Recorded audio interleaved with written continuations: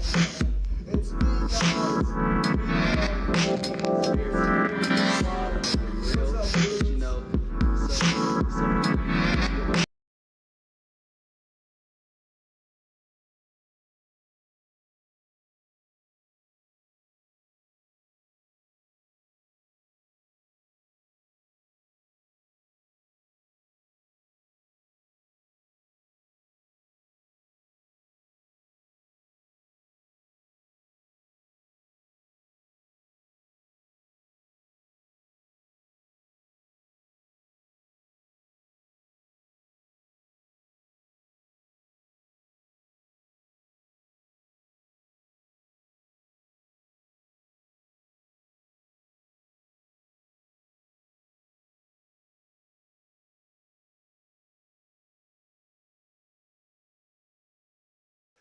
Okay, guys, so we're starting in 4 minutes. All right. Make sure to unmute that channel because I have it muted on OBS. Um, the iRig? Yeah. Yeah, it's unmuted, man. We're looking pretty spiffy. Yeah. Heck yeah.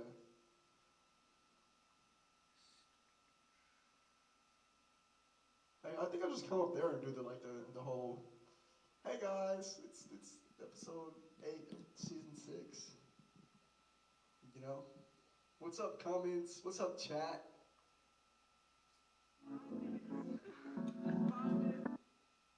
They can hear us now. Mute it. Okay, I'm getting ready to mute it, guys.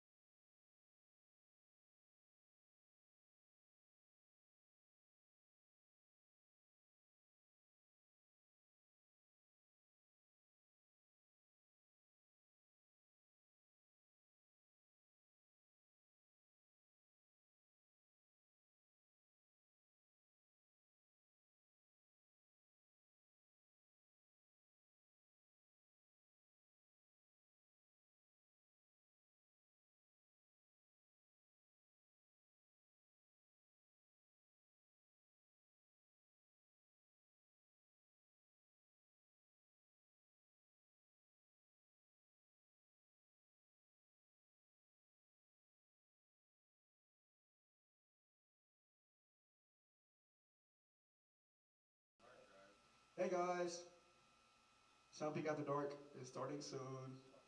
It's your boy, Leon. We out here.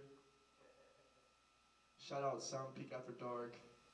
Shout out all the cool stuff and things. You know.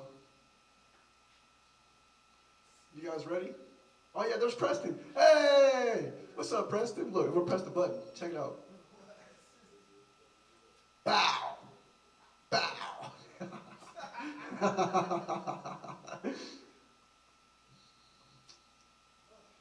Kansas Max. Oh, what's up, dude?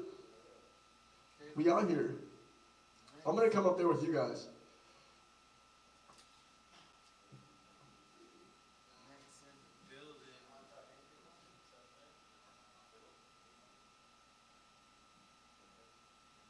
Is that fucking wobbles?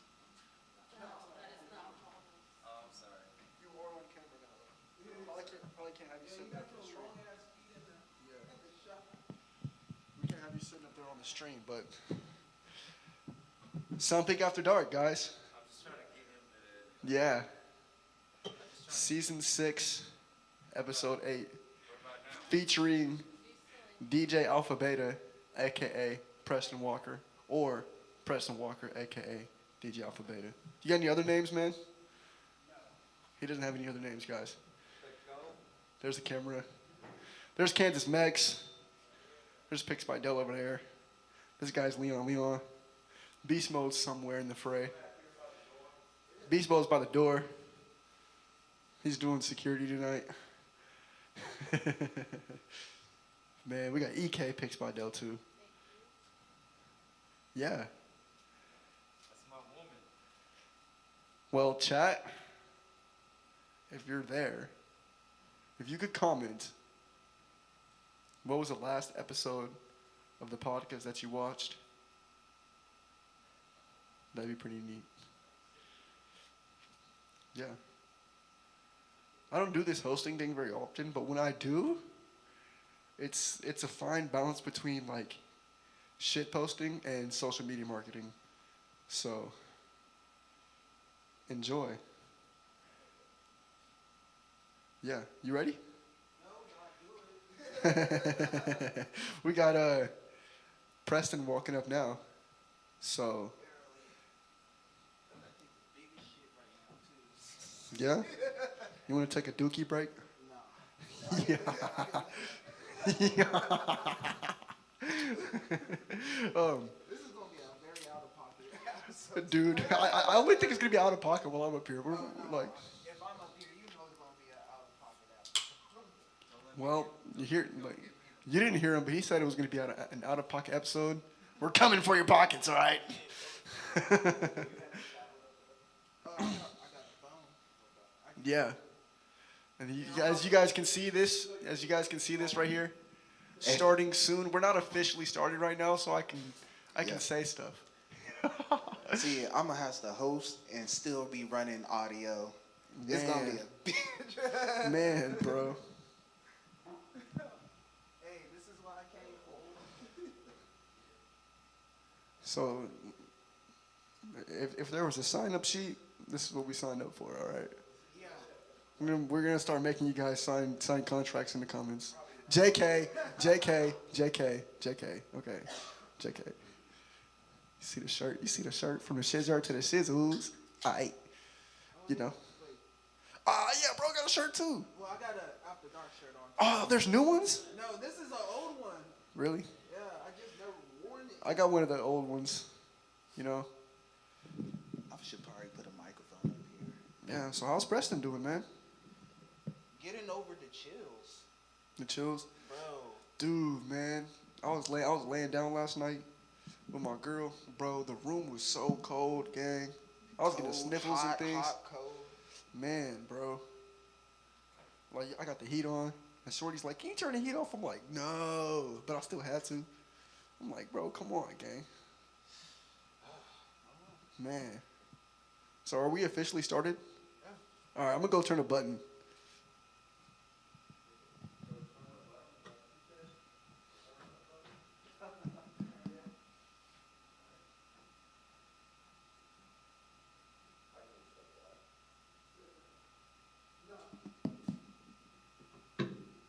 I say turn the button. I have a mic over here too, guys.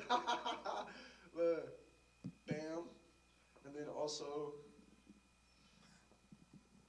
hey, they're here now. Woo! The hosts are back, guys. Let's get it. I was literally about to click start. It's lit. It's lit. Our mics are kind of Yeah. Kind of low. They Like kind of on the stream. All right, I but got the you. music is good. All right, let me. You know? Rather be a nigga with versatility than just. Rather be a nigga with versatility. Rather be a nigga with versatility. Yeah. All right, I got y'all. Hold on. Yo. Right now, like, this mic here is sitting on -35. Yeah. And then the music's sitting like ahead of -5. We're low-key peaking. Okay. Okay, cool.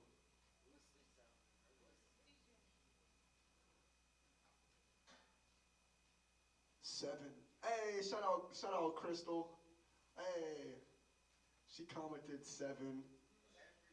Nice. We fuck with 7 around here. Oh, dude, the last one. The last episode was 7. Neat. Shout out Madison Busby. Shout out Revell. Shout out DJ Zeddy. Shout out Kansas Max. Shout out Preston Walker. Shout out Beast Mode. Shout out Gail. Shout out Crystal. My guy Berto. We're here. Hello. Shout out Leon back there. Woo! Okay, I'm off the mic now. It's your turn. Yo, the mics are short today. I'm out of frame and shit. Hello, everybody. Welcome to Sound Peak After Dark. Round of applause. Hey. All right. Tonight we have DJ Alpha Beta, a.k.a. Preston, here tonight, 6 in Polk. Sound Peak After Dark. We're doing it. We're here. I was late. That's all me. But we're starting now. Okay? Everybody, round of applause. I am a man of few words, so I'm gonna just get into it. Rather be a nigga with versatility. Rather be a nigga with versatility than just another nigga yelling. I appreciate that kind of style, but it's just like, I don't want that to be the entire idea of me.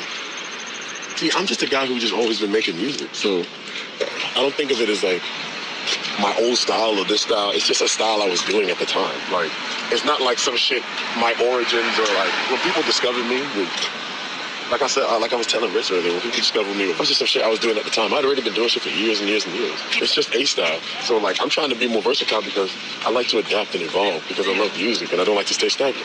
Other people do, and that's fine too. But like for me, I just like to adapt. I'm just like a nigga who likes to skip around. I got ADHD, man. I can't fucking pay attention to shit. You know what I mean? You can hear what those beats, that's what my brain sounds like, man. Yeah. So your brain doesn't shut up.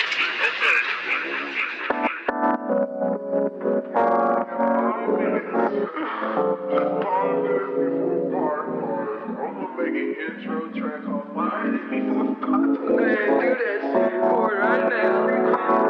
Because for real though, the weed is not bad, but what I'm saying though.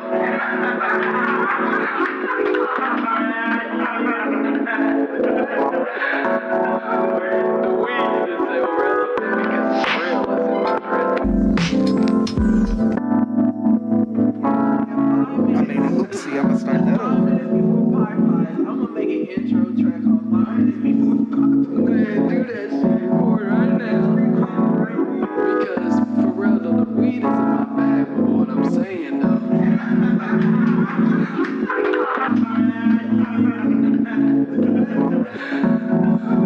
The weed is irrelevant because it's real, it's in my presence.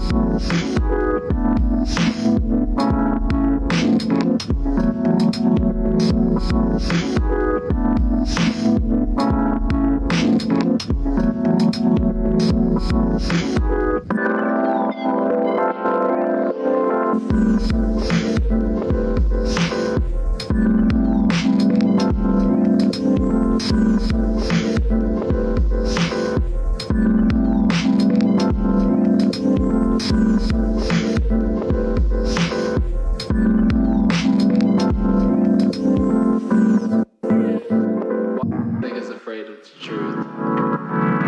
Because the reason why they're already afraid of the truth is because they're already accustomed to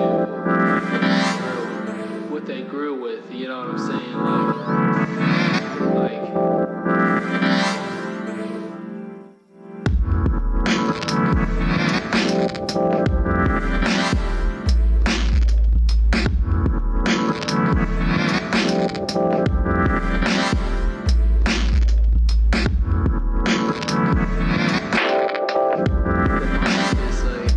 it's a great fucking thing, but you know, like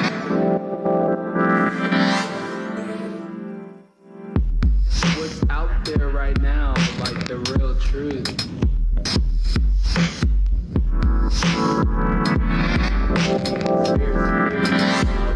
Real, but you know, some real shit.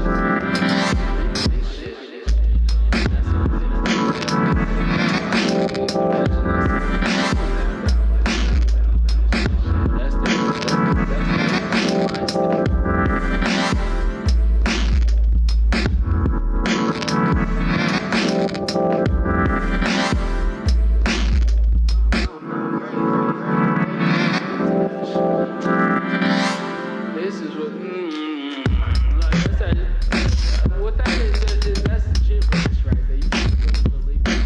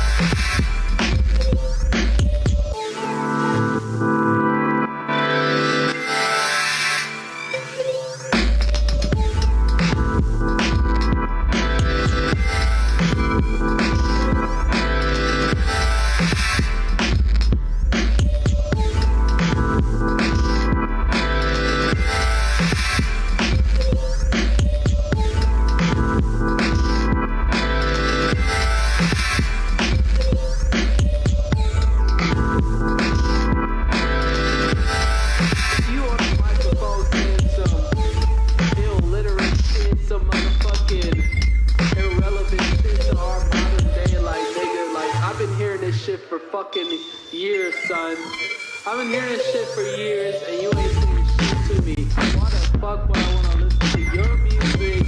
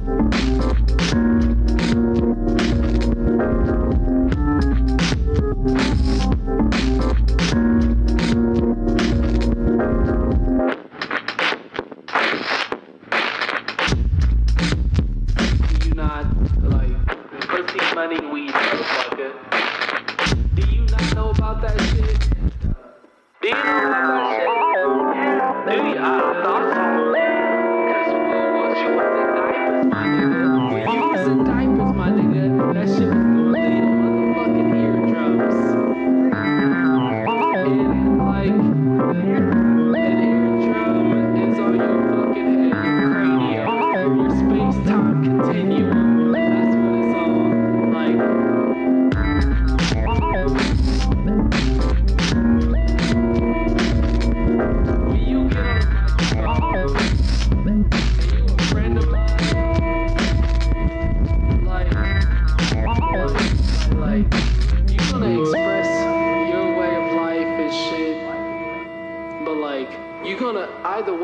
gonna feel your shit because it's a different perspective.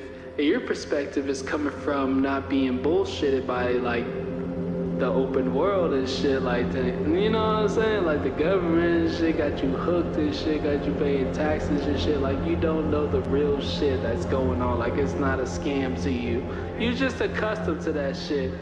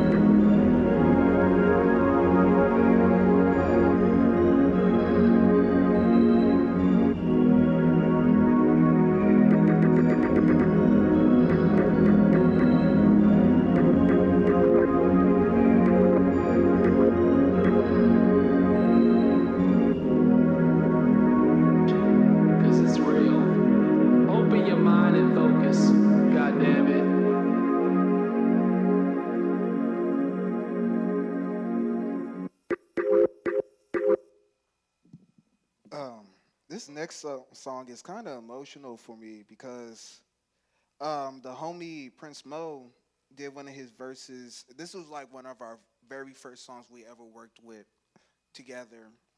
And anytime I get a chance to play this song, I will. R.I.P. Prince Mo. It was like a terrible nightmare. Even now, I sometimes wake from a dream and find myself shaking from the memory of it. Alpha Beta. I'll never forget when I first saw it. You are the one, you are the one, you are the one. I refuse to think it could ever happen again to anyone else. You are the one, But who can be sure? Others have had the same idea. my heart heavy and the shit ache. Waiting for your love like a big break. Long as our decision genuine and ain't a mistake. Got my chest beating at a quick rate. Scared to disappoint you, so I'm trying to never miss days. Only time I did was being selfish, getting shit faced. You was about to drop me like a rapper with a mixtape. Always saying sorry, you look at me with a sick face. Pull me to the side and say I need to get my shit straight. I was in a bad place, growing up a tad late. Time to be a man now, you the greatest hands down. Yeah, and I know this now. Cause your mom and your dad raised a golden child. Hate that I failed, hate I was blind. Give me a chance, give me a sign. Always away, wasting my time. Stress on my brain, shit on my mind. Yeah.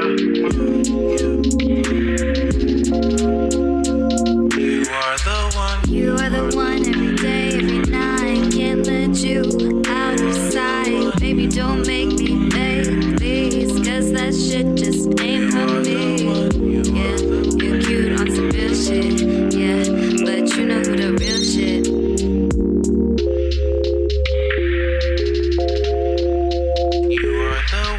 You are the one every day, every night. Can't let you out of sight. Baby, don't make me beg, please, cause that shit just ain't for me.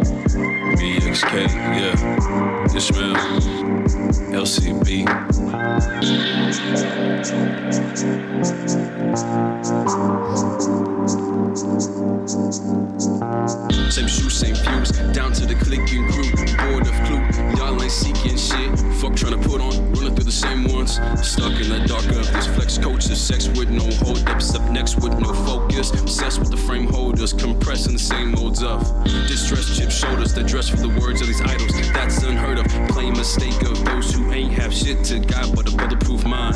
Impatient with patience, impaired with patent. Press imprints from sheet 10, needing healing.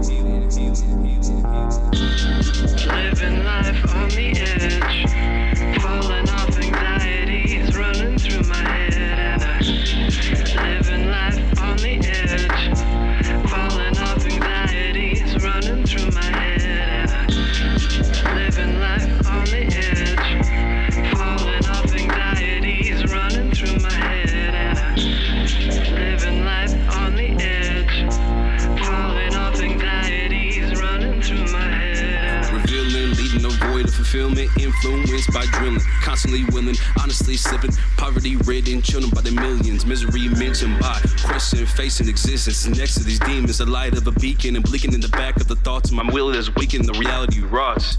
Passing my own mental barriers I never knew existed in a spinning sequence. I seen the devil grinning, and he started speaking.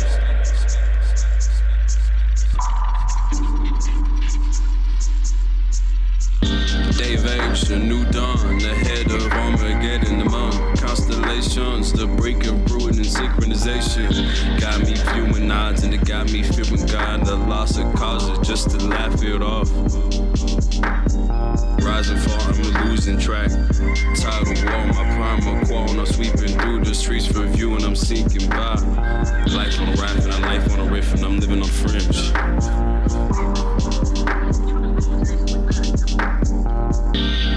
Living life on the edge, falling off anxieties running through my head, and I living life on the edge, falling off anxieties running through my head, and I living life on the edge, falling off anxieties running through my head, and I living life on the edge, falling off anxieties running through my head, and I. Hey, happy birthday. This is Grandma. Happy birthday to you. Happy birthday to you. Happy birthday to Preston. Happy birthday My birthday's not to today, it's on the you. 21st. How old are you? Okay, good night, and we will see you on Christmas if the Lord wills. Okay, have a good night. Okay. When you message, you can call me back. Anytime tonight before 12 o'clock. Okay, bye. Alpha Beta, Alpha Beta, Alpha Beta, Alpha Beta, Alpha Beta, Alpha Beta. Thank you.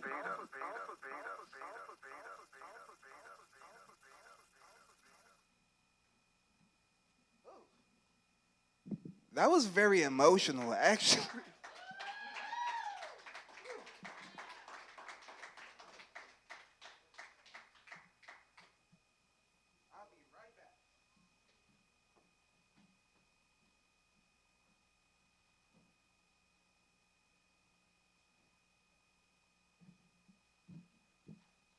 Preston Walker up here, everybody.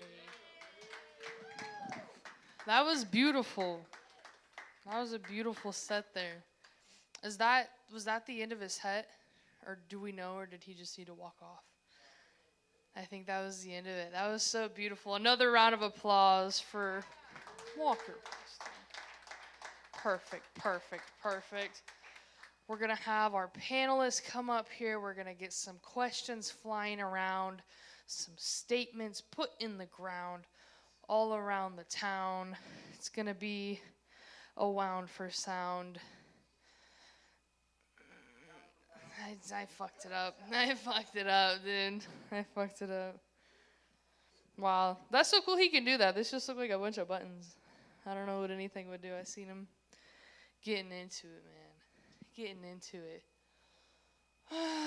Yeah. How's everybody's night going? Yeah? Everybody good? Everybody warm? Everybody safe? Yep. That's a questionable question. Are we safe, you know? Hey, there we go. Preston Runner coming back up to the stage here. That was a beautiful set. I loved that. There's a whole different side of you I've never seen. I'm getting our panel. Ooh. Hell no. I'm gonna be your soundboard right now. You ain't got a soundboard. Get out. Yeah. Do you ever want to not mic? This mic might work.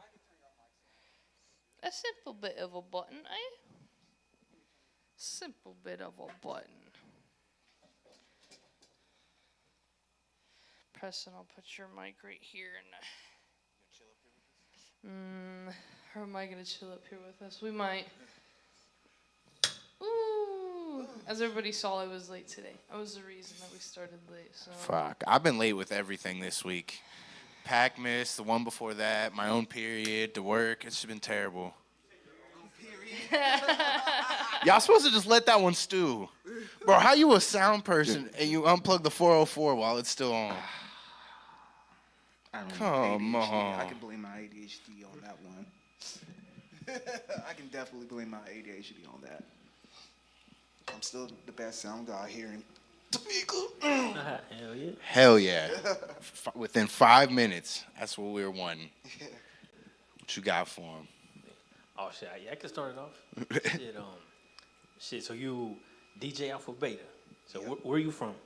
I am from here. I am born and raised Kansas. That's what's up. What high school did you go to? I went to Topeka High. Oh, for real? That's what's up. Hell yeah, graduated me too. class of 12. Hell yeah.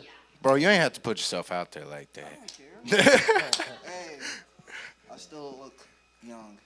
Surprisingly, and thank God. No more questions. From all the stress I've been going through, I'm surprised I still look young. Scruffy, but young. It's always good, you know what I'm saying? Shit, so what inspired you to get into making music? Well, honestly, a lot of people don't know, unless if y'all was like my day one friends back in the day. I was a church boy, so I grew up in church, was born in church, and everything. So how I got my start into music, we grew up kind of poor and stuff, so I wasn't really able to get like the PS1s or like any of the gaming stations. But for some odd reason, my parents got me a karaoke machine. And like I had a really bad issue of like tinkering with stuff, seeing it how it works. So like every year is like a new karaoke machine, new tape player. Because I always used to break it down and like see like how's my voice going through a speaker and all this stuff. And then like later on when I was like 12, 13, I used to go. I hope no one's from my church is watching this. I used to sneak. They're actually all in the back room. We'll be bringing them out in a second. I used to sneak in the sound room because for some odd reason I just knew stuff didn't sound right. So I was just I was twisting knobs at a little age, not knowing like this is gonna be what I'm gonna be doing for the rest of my life. That's crazy. And like I remember one Sunday, one of the singers was like, "This is the first time we heard like it sounded." We could hear ourselves. It wasn't ringing. I didn't know what the hell I was doing. I was just like, oh, turn this knob, turn that knob, switch this up, switch this down. And That's like crazy, man. How old do you think you were when I all was that was like, going on? it was between the ages of like 10 and 12. Oh, yeah, God damn, just back there with Montego talking about I'm the best sound engineer in this whole church. Now it's the whole area. Like the crazy thing is like there were two other brothers there, but they left, and so they pretty much dropped. Well, yeah, a kid took their job. I'd leave too.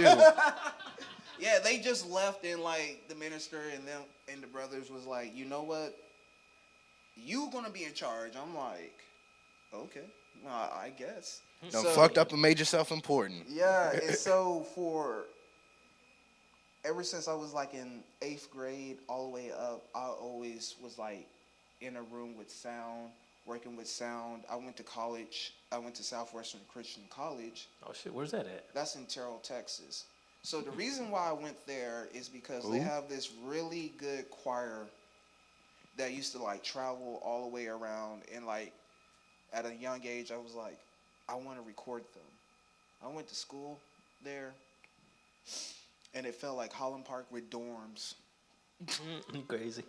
But even though my experience there I wasn't... thought you said you went to high. How you know what Highland Park feel like?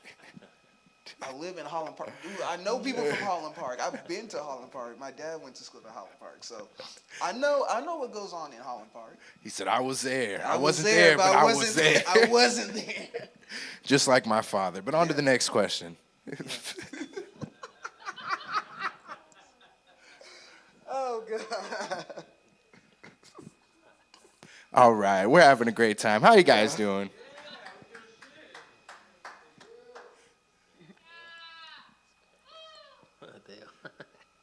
But yeah, other than that, I've just been doing music.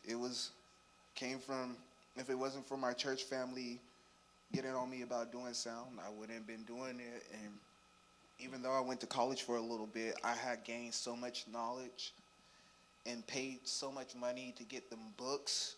I kept them. I spent like $500, $600 on like books when I was in college. So I still got those books to these days. And like, Well, shit, I'm going to have to come look through those. bro, they torn. Like, I'm talking about they are shredded, like pages falling. Pages falling out, sticking together, all kinds of stuff.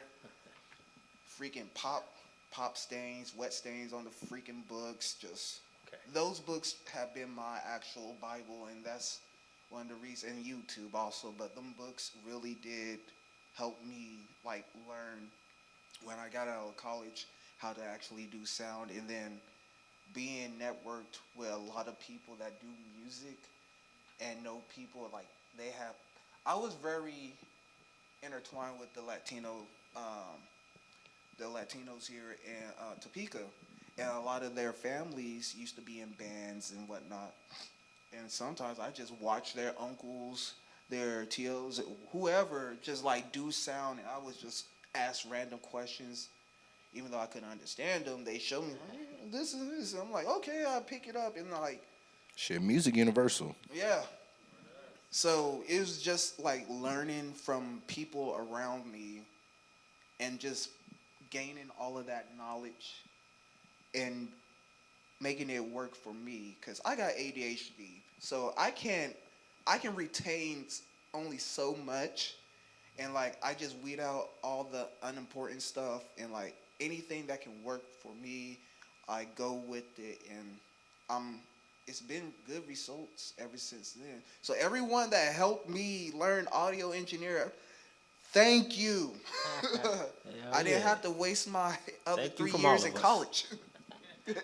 All right, so since you went to school, learning like on the spot as you're doing it, or learning from school, which one would you prefer? I prefer learning on the spot because, like I said, I went to a Christian school, so we didn't have.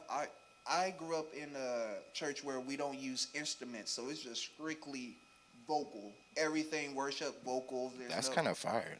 It really is. Well, if you got people that can sing. Oh. If you got people that can actually hold a tune, then yeah, but it is what it is. But I love the fact, like, when I went to college, we had a real it was a real studio. Like, this was a high grade studio. I think, don't quote me, but I think Jamie Foxx is from Terrell, Texas. I think that he used that studio before. I don't know, but it might have been his cousin, but that studio was like my second home. I literally said, screw all these other classes. I didn't go to my math, science, reading. I just only went to the choir class barely, and then studio. That was my main goal. I was focused on that. Hell yeah. So, damn, seems like you learned a lot, because I see you put most of this together, right? Yeah. And even when you had the black chamber, you had that set up hella crazy, you know? Yeah. All technical and shit. That's what's up. So, yeah, it just sounds like you had some, like, natural talent growing up. Ever since a little kid, you just had it, you know? So, like, when it comes to you making music, how did that work with all the, like, you know what I'm saying? How did that inspire the music that you make now? Because, like, you said you went to, like, a Christian school and were in, like, choirs, but the music you make now is, like, EDM and rap. So, like, how did that get all together? So, this is crazy. So, when I came back from college, a couple of my friends, they was the ones that kind of introduced me to, like, I was always into, like, old school hip hop and stuff, but like I said, I got ADHD. I hear it, I know the song, but I don't know, like, the historical behind it unless if I actually take the time. So during this time, shouts out for Jordan Weinbrecht, David Avalos, Javen Palmer, freaking Eli Weinbrecht. Y'all really got on my head about some shit. So with them, like, coming in, needing a space to record, I was seeing, like, the more underground sound of, like, hip hop and locals and stuff. So I've been working with them, but at the same time, I still wanted to use my roots.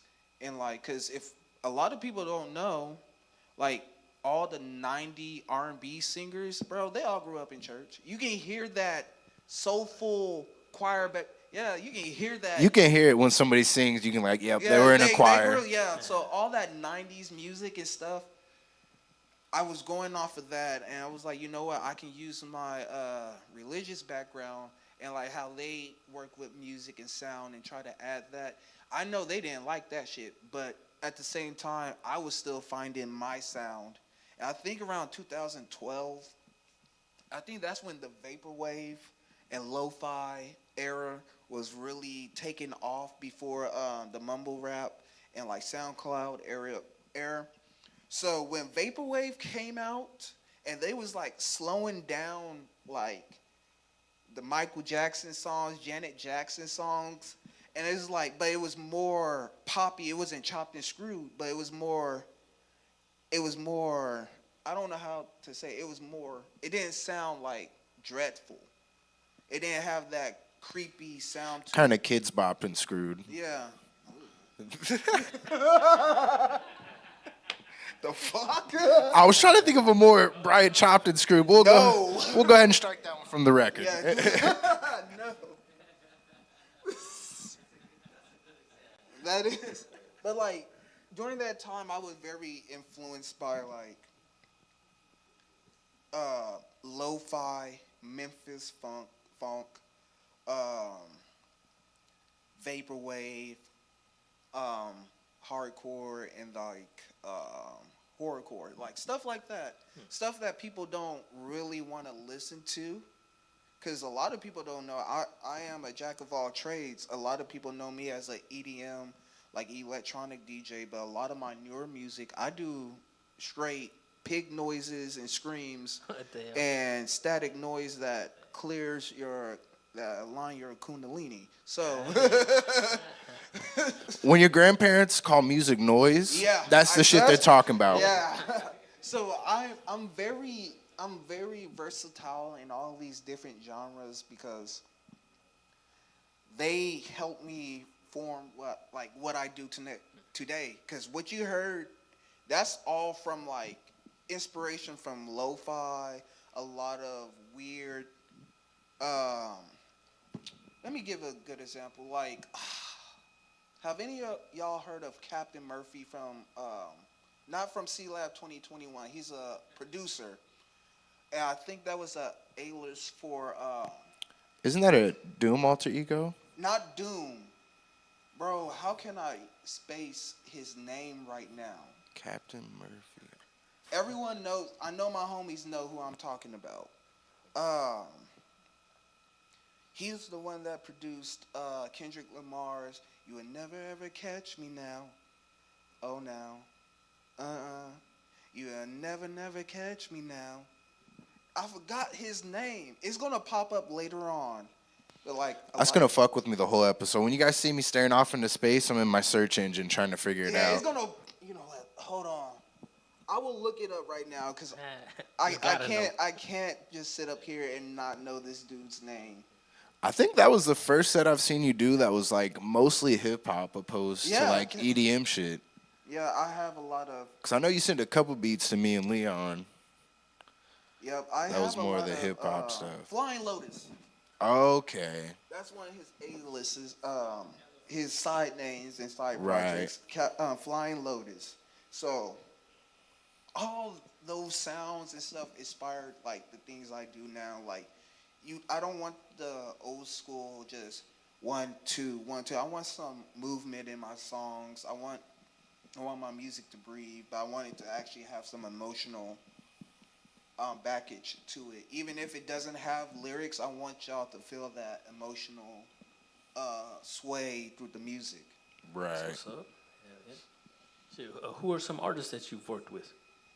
That I fuck with, as I say, Flying Lotus is one of my favorite ones. Or like, what are some artists that have been featured on some of your songs? Prince Mo, Brian, Javen Palmer, Eli Weinberg, Jordan Weinberg. Jordan watches this, so he might end up hitting you up. At the time, David Avalos was rapping, and he was a pretty good rapper. I worked with quite some people. Alex Calhoun, Raymond,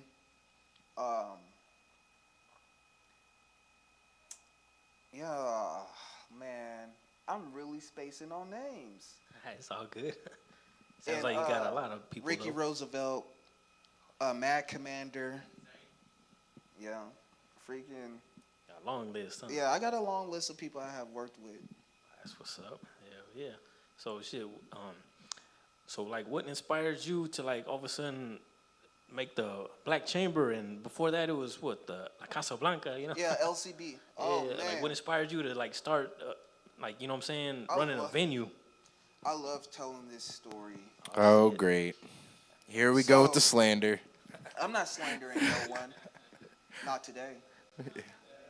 Maybe some other week, but not today. We heard that laugh back there, Beast Mode. It's the holiday season. Everyone's going through it. I'm not gonna make it. I'm not gonna do that. We'll just call it redacted. Yeah. That's what we'll call them. But so, a while back, my band Young Machetes, we played. I'm not gonna disclose the bar. Redacted. Redacted. One of these But bars. anyway. There it is. So our lead singer, he is partially deaf, so he can't really hear like higher frequencies or anything. And a lot of y'all seen us perform, and a lot of our music is very heavy noise, feedback, and whatnot. There was a show that we did, and like my lead singer like put his foot on the speaker, but he didn't have like the mic pointing at the monitor, and it was just playing feedback through our songs. And like the dude was over there just, you feeding back, why are you doing all this stuff and all this and whatnot? Hawaiian shirt just flying everywhere. Yeah, It just was wild. yelling, and like he cut our set during the middle of it, and we was like, God Cody damn. was still going on. Me and Brian was like, what the hell's going on? And it just really irked me because it's like, y'all, you don't care. You showed up late. It's like, and something in my mind pissed me off so much was like, what is stopping me to do? It's like, what is stopping me to doing your job? What is stopping me from hosting a show that people can actually enjoy, hear? What is stopping me from giving the musicians the artistic freedom to do what they really want without like blowing up my shit? But either way, like, I know there's some, like, I grew up, even though I grew up in church, I also grew up in the DIY scene. So I know the hardcore stuff. We get rowdy in the hardcore scene. So it was just something snapped in me. It was like, you know what? I'm going to do what he does. I'm going to make it better. Hell yeah. And from LCB, I just got on my P's and Q's, started learning more about how to do sound. A lot of YouTube videos on like how these churches, like these high-end churches, are doing sound. Because honestly, I had the resources. I had some of the equipment that they had in these bigger venues, bigger spaces.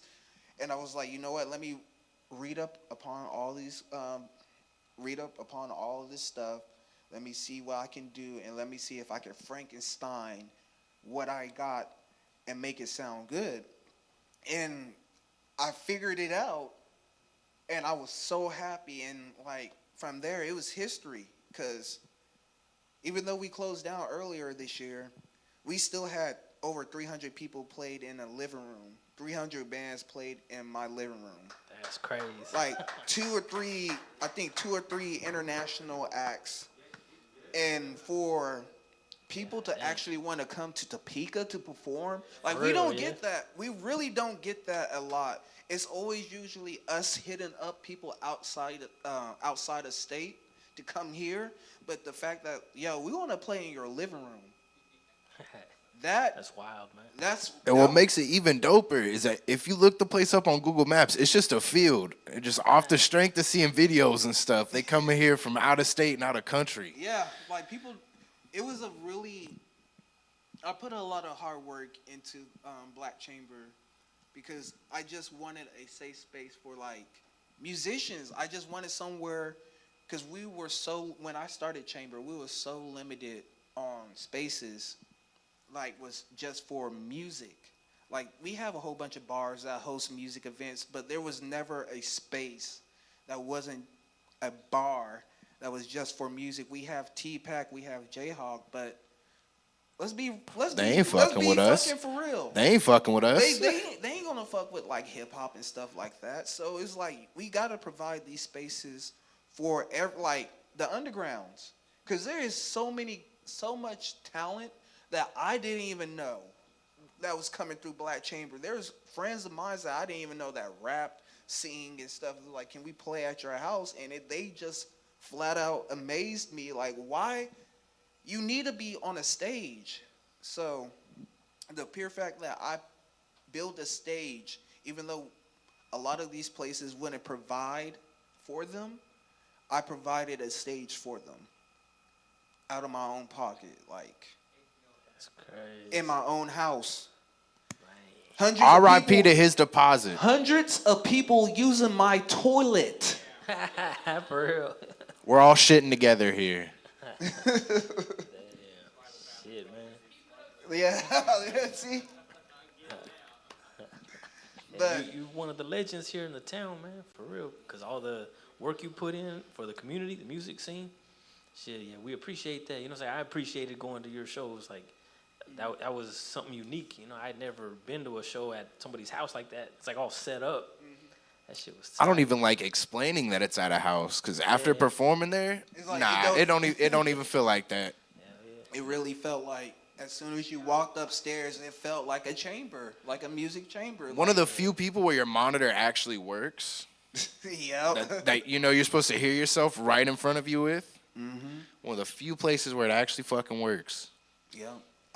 Like I said, I wanted to provide, like, as I always say, what is stopping me to do in these other people's jobs?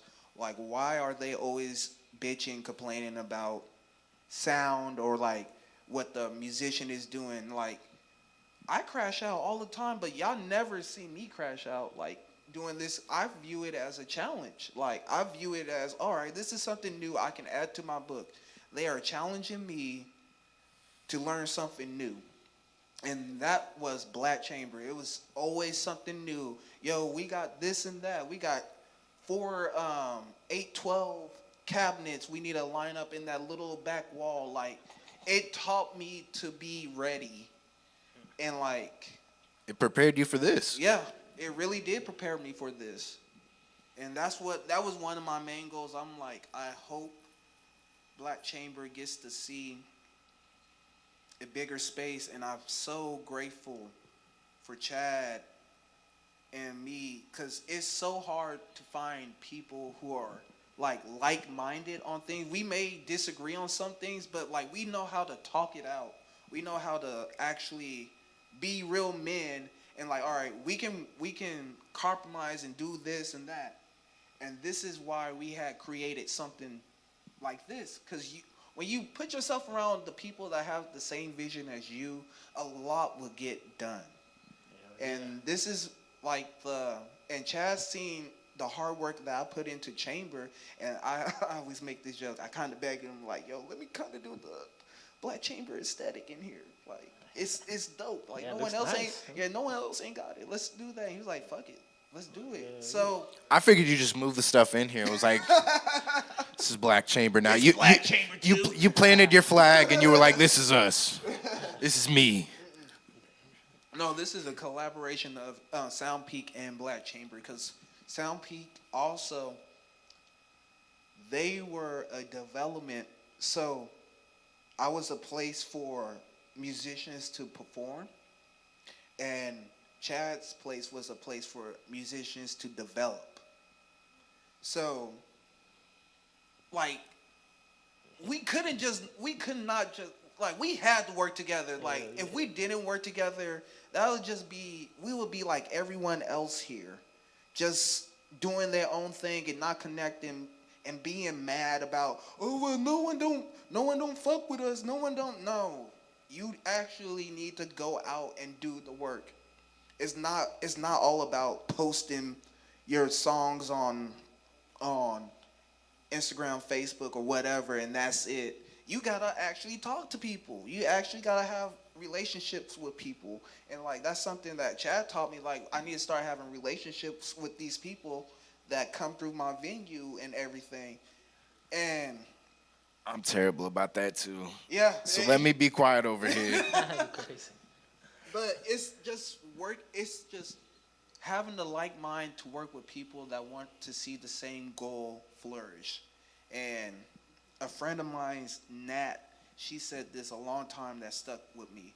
Topeka is like a whole bunch of mini islands without bridges. And like, honestly, I think Black Chamber and SoundPeak was like the main San Diego bridge connecting everything. Like, Because you have your people that go to Happy Bassett but won't go to Trap. You got your people that go to Trap that won't go to Happy Bassett. You got your people that go to Celtic Fox but won't go anywhere else. It's just like, y'all need to start working with each other so we can all flourish. Like, we need to stop doing this, I'm going to do it by myself and I ain't going to have no one else in on it. It's just too much ego. Yeah, it's really too much ego. And that's something, like, when you get in this position of, like, providing spaces for musicians, you can't have an ego. Because some of these musicians will put your ass there has been times where musicians have put me in my place, and I'm grateful for that, because I had an ego for a while, for a long ass time.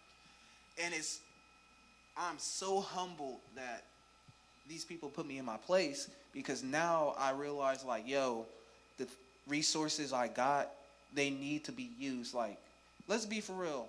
If I closed down Black Chamber and had all of this stuff still in my house, I don't play guitar. I don't play none of it. It would have just been sitting here. I'd rather for my stuff to be used for people that need it. Nah, you'd plug in the 404 and just be jamming out on your own. Well, if I take it home, it stays here most of the time. That's smart. Fuck around and lose it. Be devastated.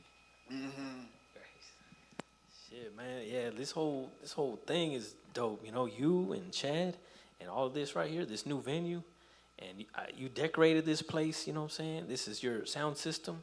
This is nice, man. This is gonna be one of the best spots in the city right here. Yeah. So, like, what plans do you have for the future of this and everything that you do? For the future, we are still working that stuff out. Like, just with Black Chamber, I didn't have a plan. It was just go with the flow, see what works. It was just a whole bunch of trial and error. But now, since we got a venue and, like, we got to actually pay bills and stuff, I'm going to definitely go through. We ain't trying to do the trial and error, but we definitely going to try to do newer things and stuff, especially out of my comfort zone, because that's something I like to do. Is like, I need to be out of my comfort zone. So hopefully next year we can get some new type of events, because everyone's doing karaoke, everyone's doing this and that. It's like, we need to bring something new that people will like. And I don't want to step on I don't want to step on any other venue's toes, but honestly, nah, you've been a toe stepper. Just keep stepping on toes. Well, that's the thing. I don't step on toes. It's just the work that I do and the people like it. I can't really say anything about that. But we are definitely going to try to work some new things out here. This is a whole, like, I never thought I would be in a venue, especially this quick. I would have been like, oh, I'm 31, about to be 32. I was like, oh, I'm probably going to get a venue at 36, 37 or something. I'm like, oh, it happened. Yeah, already, huh? It's here. So it's time to actually one up Black Chamber. Yeah, that's what's up. Yeah, like, I think you may already have with this place. Yep, for real. Very early now on. We just need the community to come out. Yeah. Shit, we just need to all work together and make this thing work, you know? Yeah. Because can't do it one person, you know what I'm saying? Like you were saying, everybody thinks they can do it on their own. But shit, just work together. Look at what's been accomplished already, you know? Yo, I have my phone on Do Not Disturb. I have 4 people say Flying Lotus. They messaged me Flying Lotus. I'm like, oops. They better comment it in the chat and subscribe too. Yeah. So at least I know my homies are watching. So. Shit. So if somebody wants to perform here, what they gotta do? It's pretty easy. We have a Google sign up form, and it's just fill it out. And we will get back to you. What we're trying to do right now, we're trying to build up that Google form and have a whole list of like musicians and everything so we can have it on the go. So if we have hip hop artists, we already have the list of people that want to perform for hip hop. So if you're watching this, please fill out that form so we can have you in our registry. Because we are going to book you, but you gotta please fill out the form. Help us help you. Hold on. I'm gonna get him. Get him. Do not message our personals. We actually have a Facebook, a business email, even business, personal business emails if you want to talk to us. And I will provide that later on. Yeah. But please sign that form so we can get some musicians in here. That's all. Amen. Trying to get everybody in here, man. Yeah, I really am. He said that covered it. I think we're done here. So you're talking about doing a year in school for music. I said that like it was prison. God. That is school. Shout out to the school to prison pipeline, you know. But what were you studying specifically? I was studying audio engineering. Like live engineering or studio or both? Both. Hell yeah. So I stayed there first. The first year, it was just like learning the basics, and then I left after like half the semester because I was over it. But you were teaching the teacher by then? No, it wasn't even that. It was just like they could have been a little bit more honest about the college experience at that place, but I can't blame them. I was going in, it's a Christian college. I know there's going to be some rules, but it shouldn't be that out of pocket. It was out of pocket. Because it's just like any other college. You can't have no fun. You got a whole bunch of horny teenagers and shit. So, yeah, it's just with a Christian college, you got more regret now. There's a lot more guilt there. There's a lot more guilt. But either way, I still love that place because the people there, I can tell you the countless nights the upperclassmen will want to come down to my dorm room, 3, 4 in the morning just to record music. We made it happen. And it was so funny because there we had a dead time, lights out by 11 or 12. You got to be in your dorm Damn, room. that was prison. Yeah. They do dorm room checks and stuff. Check if you in there or not. Looking for shanks. Yeah. So, after an hour or two, this was kind of hard because I was by the dorm, the dude that ran the dorms. His room was 4 or 3 away from me. So it was so hard to get them to sneak down and record music because I had got caught multiple times. And R.I.P. Mr. McDuffie, but we used to call him Uncle Ruckus. Say no more. Say no more. But he used to bust in tank top, long draws on. Y'all need to shut you this. motherfuckers. Well, he wouldn't say that, but y'all need to shut it down. Y'all need to shut it down. We trying to sleep. And it's bro, just give it 5 minutes. I remember one day he actually let us do it, get it done that night, and I'm so happy he let us because that was some of the dopest music we ever made. And I think I got a B+ on my final when I got it done. So, it was a challenging time back then, but I don't regret it. I feel like getting graded for music shit would make it stressful. It was we had to learn. Don't tell me how I did on this. We had to know the difference between frequencies. If we got that, we had to learn all of this.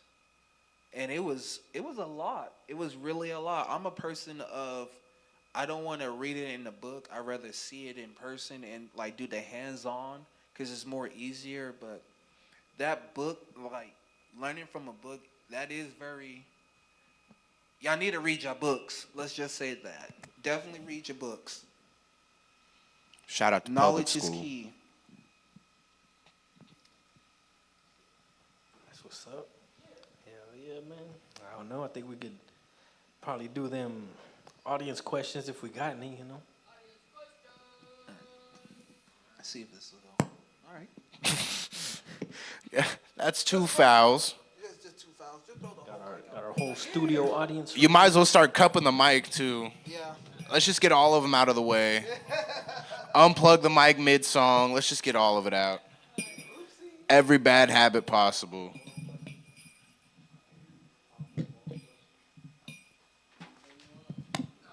Okay, I'm up here. I don't really have any questions for you, but I just have like acknowledgments on like your fucking passion, dude. Like, you know, I'm an artist and I get in this like flow state when I'm doing stuff and I seen you in it. I act like I started recording you because I seen you like pressing your buttons. You're just in that fucking flow state, man. That was cool to see you in that because like these last few months with us like working together, you just been in like work mode. Yeah. Yeah. So y'all actually got to see me. I was very vulnerable. I'm gonna tell you, after that Prince Mo song, R.I.P. That's still one of my favorite songs we ever made together. And like, it was so hard actually hearing it in here. It was like, dang, like he was one of the people, like, out of the 5 or 6 people that I used to bitch and complain about, like, I'm about to close down Black Chamber. I'm tired of this shit. Like, he was like, yeah, you don't need to do that. You need to keep going and going. Like, do not stop. And, like, I kept them words. And, like, that was playing in my head. He's like, dude, don't stop. Just keep going. And, like. Man, that's deep, man. Yeah.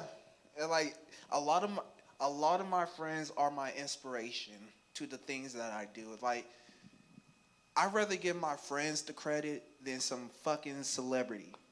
Like, I like celebrity, like, I like celebrity music. It's cool, but no, I love my friends' music. I love the DIY scene. I love man. Like when people ask me like, who's your favorite punk band? My band, D Glover, Mew 20. Executive Order. Like, they're like, who the hell are these? I'm like, these are local bands in Kansas City and freaking, like, around the Midwest. And they're like, you don't listen to bigger names? I'm like, I do, but I don't give a fuck. That's kind of smart. Like, why promote the bigger name? Yeah, it's like, I got that same mentality, man. I love Kurt Cobain, but he dead. Like,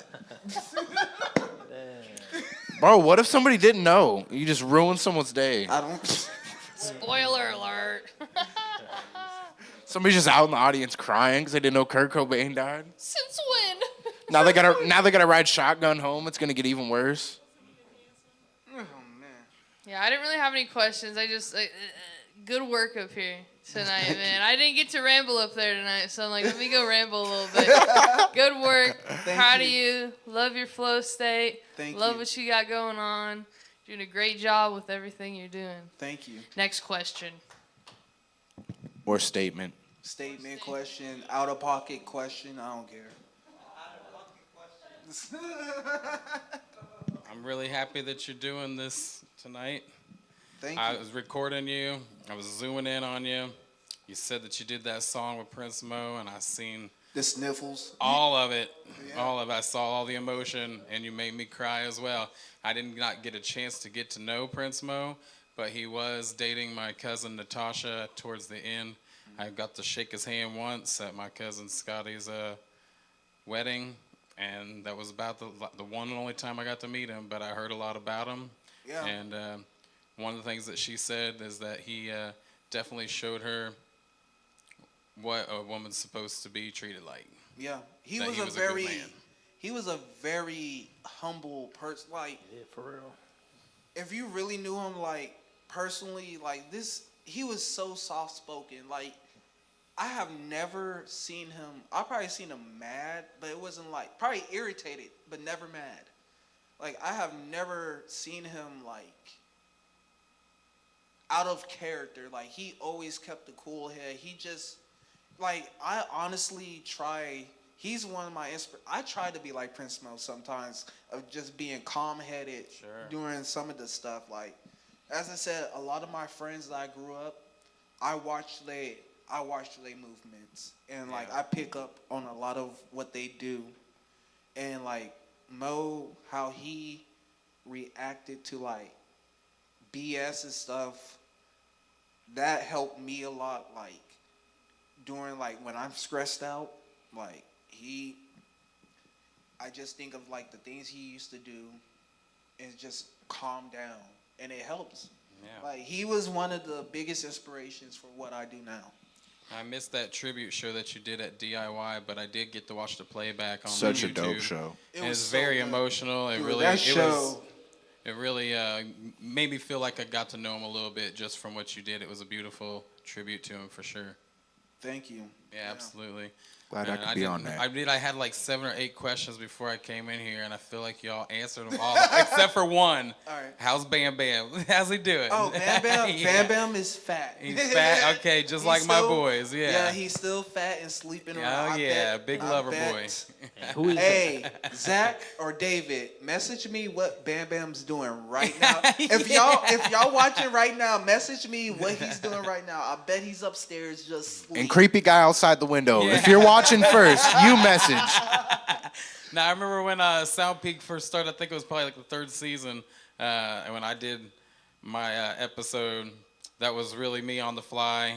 So I probably feel the same way you did when you were doing your live set. You know, a lot of things going through your mind at the same time. Or what do I do next? You know, but the things that you said to me definitely stuck with me when you said I was one of your favorite, producers, or beat makers or whatever.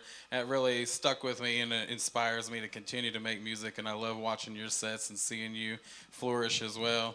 Thank you. I seen you guys were trying to put together a beat producer battle. That's something I don't know nothing about, so that's why I had to chat about that. You make beats. Yeah, because I do make beats, but I don't know about battling people. Am I supposed to just come up with just get in the mix, Just get a bunch of samples where there's cartoon characters dissing each other? Whatever you know what I'm saying? So what you do is you'll play a beat and then someone else will play a beat. Okay. And that's the beat battle. It's just like with a battle rap. All right. Yeah. Send the email right now. You'll be in all right. Send a telegram and you're in. All right, cool. Hit us on WhatsApp. All right, here we go. Oh, hell no. I know this is going to be an out-of-pocket question. Let's get out of pocket. Let's get ready to get taken off YouTube. It's not.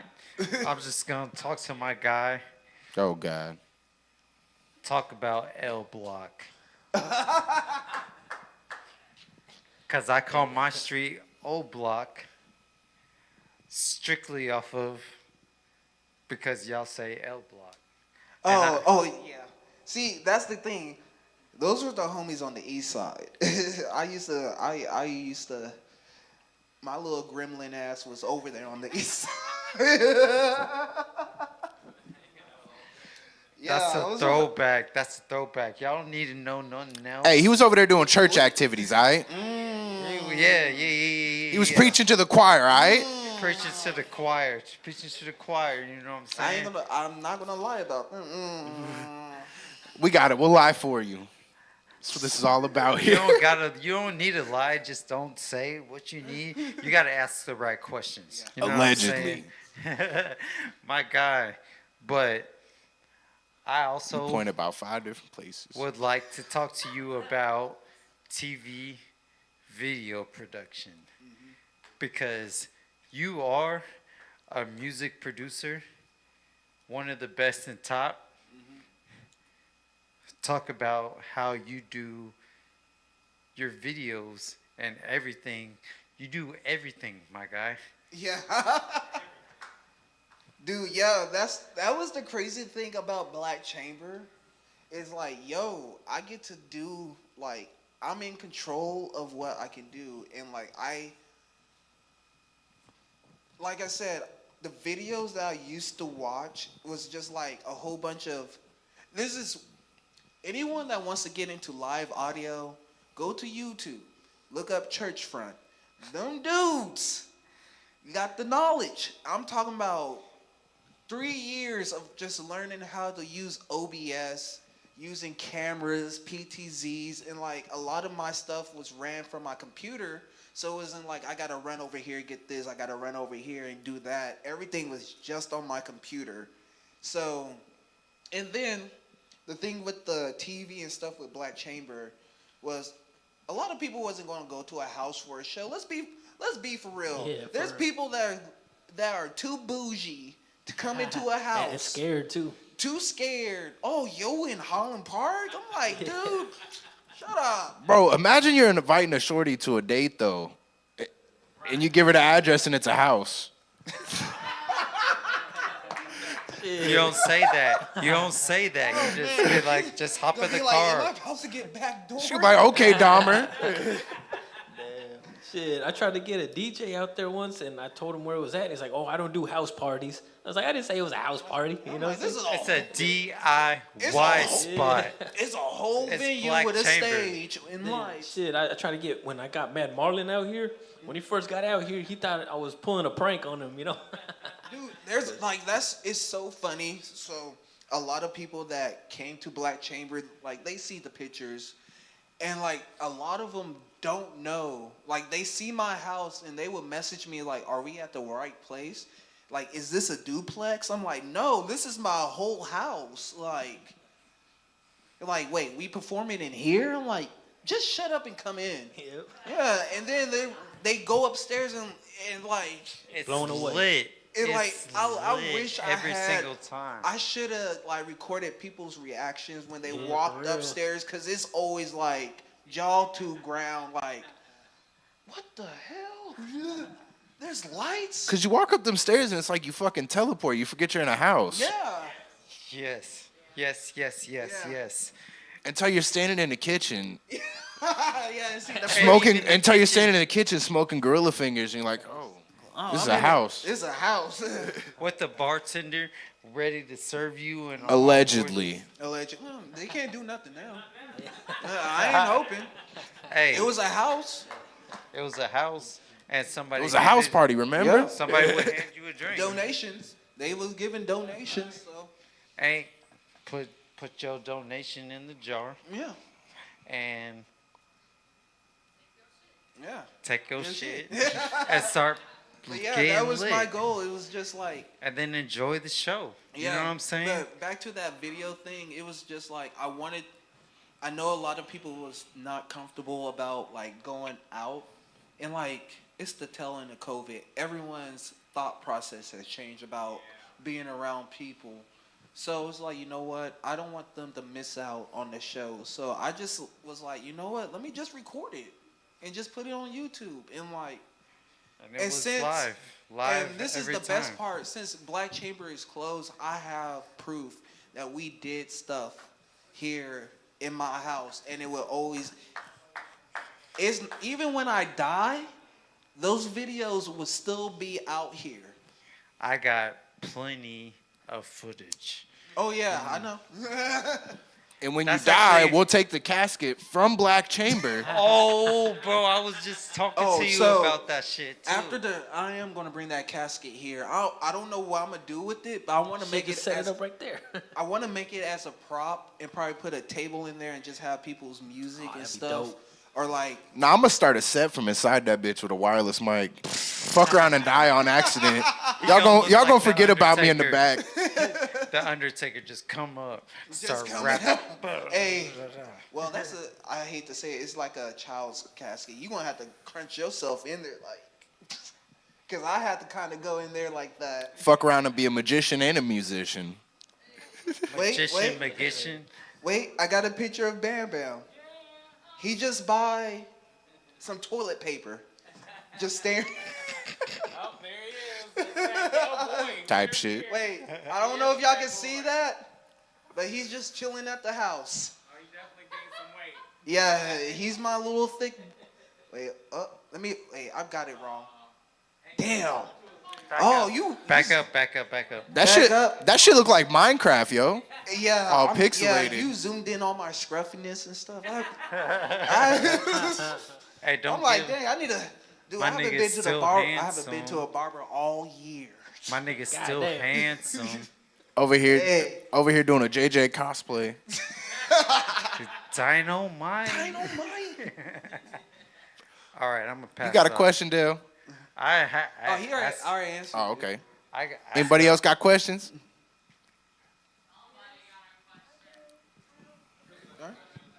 I got a question. Not yet. Not yet. Leon, We'll unleash you in a second. Yeah. We still got. Oh, Zadie already went. All right. Y'all ready for this? Preston? What's up? This is our first time actually talking. I know. No, nice meeting you. Nice to meet you. I've been kind of nervous. You're kind of awesome. Thank you. A little bit of a celebrity to me, so. I'm not no celebrity. I'm just trying to do what other people don't want to do. That's all it is. Okay, so first I want to start off like kind of what Madison was saying. Since I've seen you and not really met you, just kind of seen you around, you've been like work, which I blame my dad. well, I do kind of feel like it's all part of the creativity too, though. Like, it's awesome, and I appreciate what you do for the creative community and what you've been doing around here. I am so sad that I never got to go to Black Chamber. I think either it wasn't too long before it officially closed or not too long after that I saw it, and I was like, oh my God, I want to go there, and then right after, I was like, oh, I can't. Okay. So I'm going to have to talk about the whole closure about that, because I need to clear some things up about that a little bit later on. all right. Okay, so about that, I did have a question about Black Chamber. That's like a lot of trust to be putting into people coming into your home. Yes. What kind of security measures did you have, or did anything crazy go down? So. This is the security measure. Before Black Chamber, I was going under La Casa Blanca, the White House. And that was really my trial and error period, because I wanted music, but the people that wanted to come there, they rented my house out just to do parties and stuff. And like, I get it. You wanna do parties, but there has been some times I had to yeet some people down my stairs. I think I had to me and my partner had to throw at least about 5 or 6 people down the stairs to kick them out. And I think after that, I think people understood like, oh shit, he wasn't playing about this is going to be a safe space for everyone. And if you call some BS, something's going to happen. But I think it was just like, when I did Black Chamber, I was very vocal about like, if you come up in my house, and you do something stupid, one, you could be on camera and it's gonna be on YouTube, and now there's a viral footage of you looking like an idiot and getting kicked down some stairs. Or y'all can just come here and enjoy the space. And I think it's because since we didn't have no like safe spaces at the time, people really grew the fuck up and were like, you know what, let's keep this place protected at all time. And so that's the best part about the second year to third year of Black Chamber. A lot of people just had that respect for the place because they had never seen no one's house like this close to a venue. So it's like when you know how some people go to a venue, they know how to act. So when they went upstairs, they're like, okay, this is an actual, it looks like there's some money up. Like, if I break something up here, I ain't trying to pay. Yeah, so I think just the people themselves and the ones that actually wanted to come, I thank them for just having the respect. So I really didn't need security as much. Maybe a door person just to take money, but other than that, the people were respectful in my house, and I'm so grateful for that. That's why we never had no cop called. Like we only had one cop called on us, and that was because during the time across the street we had a neighbor and someone parked in front of her driveway, and that was the only time we ever had like the cops called on us. No music, not the music being loud, not the roads being filled up just because someone just parked in front. But other than that, I think everyone just wanted to see this place still happen, and they didn't want to mess it up. So I think the people were the security. Okay, that's cool. Thank you. Also, I kind of wanted to kind of comment on your performance also. It was fun how there would be a lot of bass during portions of the songs, and then when that would stop and it was just like ambient chords and notes, it felt like you're floating because you've been vibrating for so long. I was like, wow, cool. I loved that. Yeah, I am a lot of, like, when I do music, I try not to like make, besides my Memphis funk stuff, like a lot of my personal music. So that whole weird sounding music with the little weird vocals in it, that was one of my projects I done a while back, and my goal was I don't want it to make it sound hip hop. I want it to have feeling. I just want it to be music. So it took a lot of learning of like what parts of where should I drop the bass, what should flow, and like it took me a minute to make that, but that's one of my favorite songs. And if y'all ever want to listen to it, it's called Cosmic Nimbus, and you can find it on YouTube. And I think I got a crazy visual to it. But that song, that whole little EP's been out for a while. And that's something, I had it out for a while, but I never played it live. So this is the first time I ever played it live in a big room. Oh, that's exciting. What goes into preparing for a show like this with the way that you perform? You really want to know? I got ADHD. I wait last minute for everything. It is just I'll put my set together at the show. Yeah, like 20 minutes before the show started, I was back there like, let me find the songs I really want to play. And I was like, you know what? I'm going to do this one because I haven't done this in a while. And I did the other two. And then they flowed so well together. I'm like, oh, damn. This was sporadic, but it was very emotional. Like, this set was one of the emotional sets I'd done this year. Because it was just, everyone in those songs that I played has been a big part in my life. So just hearing the voices of the people, something about me, if someone wants me to play my beats, I need to have something in my set that reminds me of me, the people that helped me throughout the way. So a lot of the stuff that I picked tonight was like sentimental. But yeah, it's just really about whenever I prepare a set, it just depends on the mood, who I'm playing for. Like, for example, I got a DJ at the Replay on the patio the 26th after Christmas. So I could go the EDM route, or I could just have just ambient type music. So it just really depends on what the mood is that day.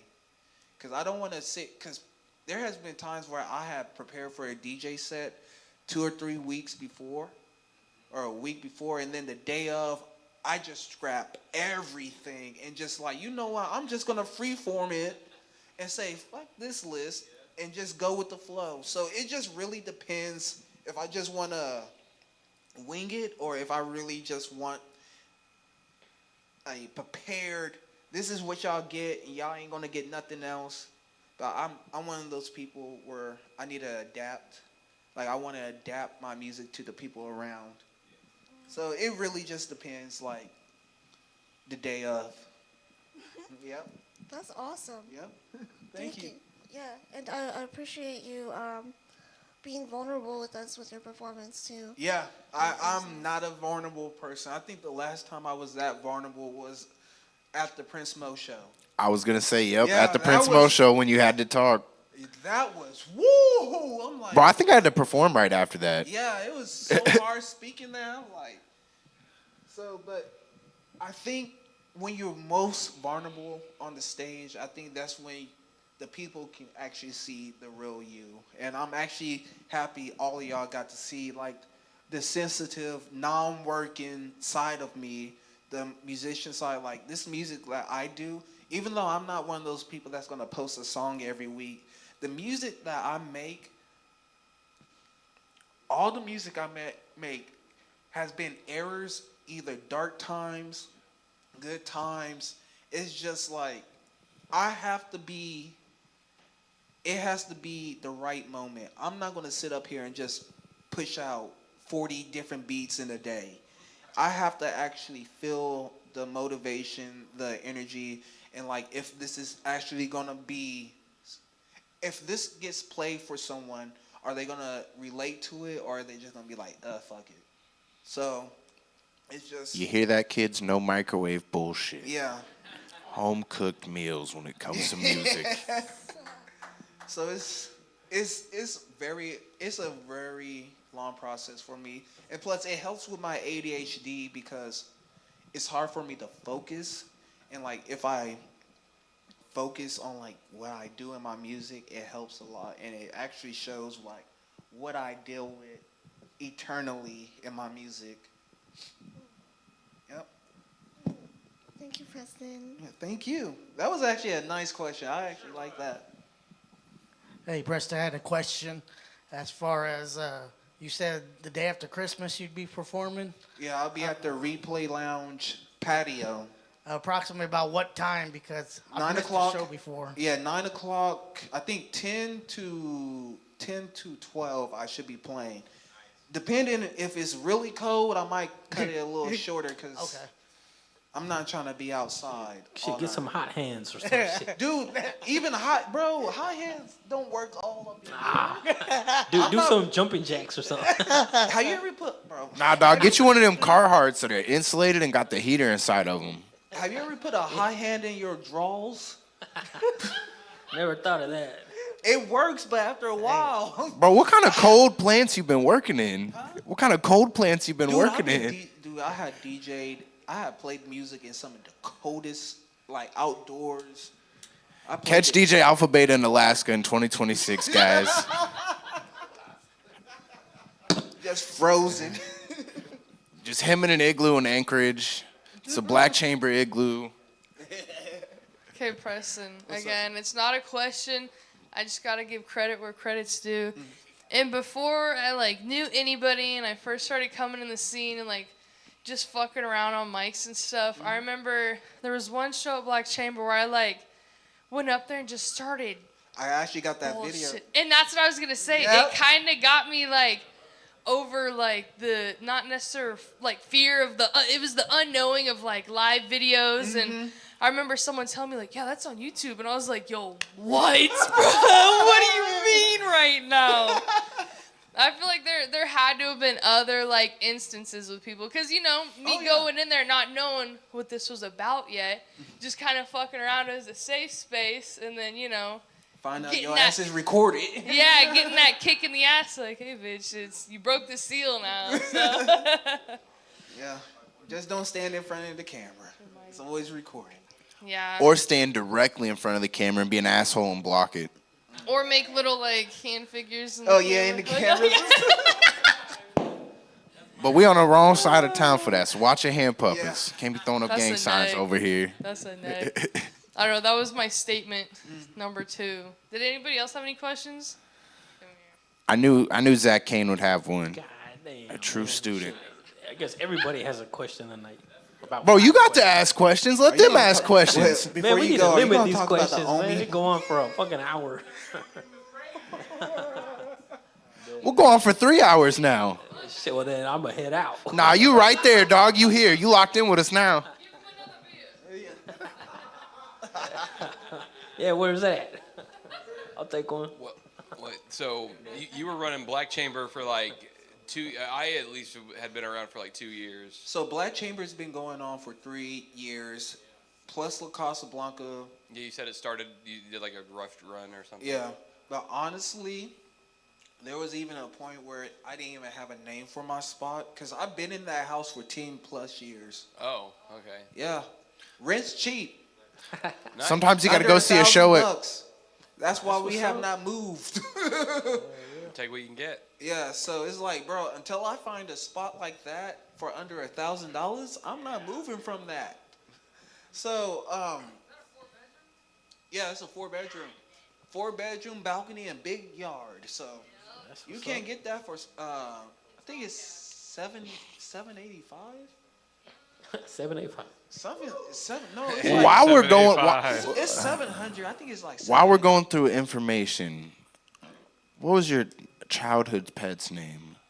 I never actually had a childhood pet. What about your mother's maiden name? Don't worry about that. I'm trying to hack into some accounts here or something. I do have a childhood stuffed animal that I still sleep with to this day, and I don't give a fuck what y'all say about it. His name is Pedro, and he's torn to pieces. I would have held that one in, my guy. I don't care. I don't care. People seen that raggedy bear downstairs? That brown. If you seen that brown raggedy bear with a split neck, that's his emotional support animal. Yeah, it's my emotional support animal. And I Googled it. I asked Google, like, is it weird for someone over the age? If you got to Google it, it's weird, bro. I don't care. There's like, no, people needed support animals. I'm like, okay. Hell, people have support titties and weird shit. So why can't I have a support? Whoa. Stuffed animal at the age of 32. We're calling titties weird shit? No. I support titties. Where's my bracelet at? We love boobies. Well, I've seen a range of shows. I think I probably don't have enough fingers to name off all the type of genres that have been through your doors over there. A lot. And it's like some of the decoration style seems to have migrated over to Sixth and Polk as well. Mm-hmm. And that's super awesome. Yeah, I do agree with the respect thing you're saying. I think when people walk in the front door, they see the art immediately, and they understand that this is a protected... It felt very sacred. Like Exactly. Yeah, that's very true. No, I don't think anybody wanted to disrespect that. I mean, some people did, but it wasn't like... Look, we dealt with the great bipolar tundra and the shittening. Should I talk about the shitting? Oh, that's one of Madison's favorite stories.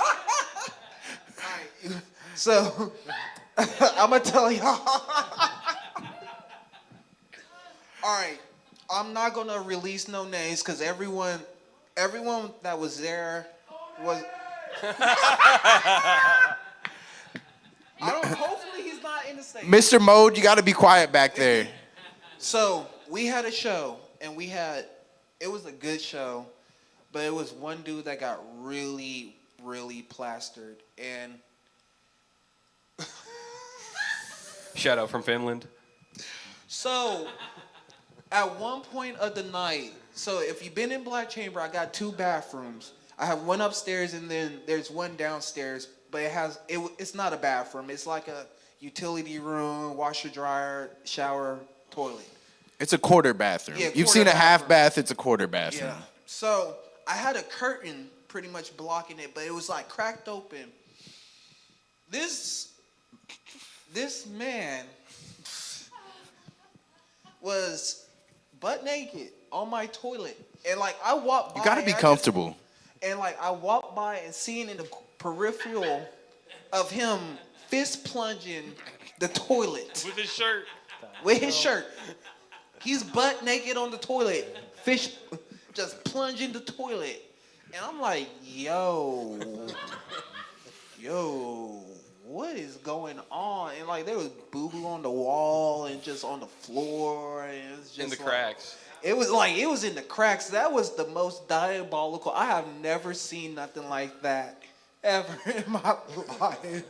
And like this is the crazy thing. I don't know if he left his drawers or anything, but they were gone. And he walked. No, he got an Uber. He got an Uber, so he Ubered in shitty drawers. The Uber guy was probably like, what the fuck? Yeah, because I could have swore he just started walking. Cause He's probably laying on his stomach in the Uber like he got a BBL. Yeah, that was the most craziest. I think that was the most craziest night I ever had at Black Chamber. It was like someone just doodling up the whole bathroom because they were too drunk. And they were... Yeah, at least it was downstairs. And thank you, Zach, for cleaning that up because I was not cleaning that up. I was wondering why he got an Uber because I was his ride. Yeah, he disappeared during the night, and I was like, "Yo, what's going on?" Bro, we looked for him because I was like, he's not from this country. Like, y'all out here losing the immigrants and shit. God damn it! You couldn't do that now. Yeah, you can't. He'd be in a center somewhere. Man.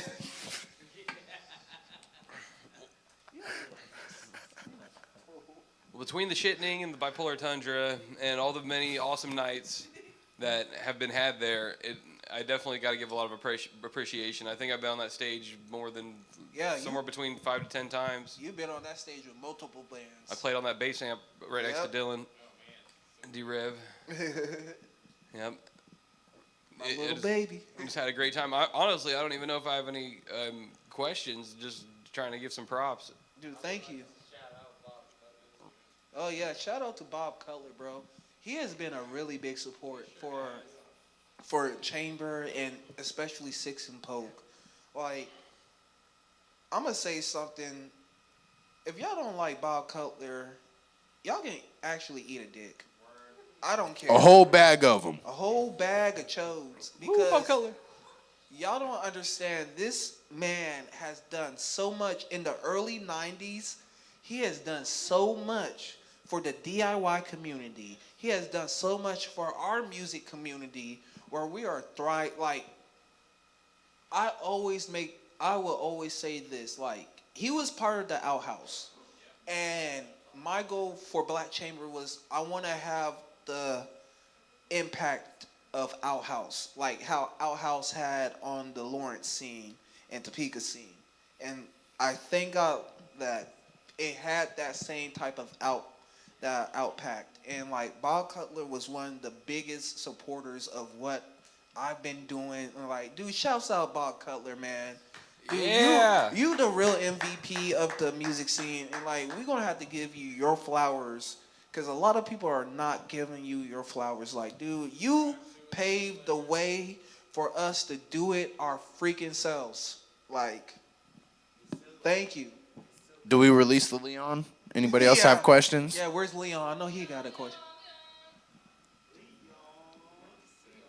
Guys, they gave me a mic. What's up, dudes? What up? Okay, so I'll start out with like a... Dad? Dad? I'll be your daddy. All right, guys. You have a good week. We'll see you next Monday. We are out. Show's over. So, we'll start out with the YouTube questions. Oh, shit. There's YouTube questions? Oh, fuck. Wait. Is that the first we ever had YouTube questions? Nope. We've done that before. Okay, I was about to say, that's then crazy. we're going to ask people on the street, too. Okay, so... Bro, Mex, we'll send you out there with a microphone. Yeah. Shit, all right. So we got...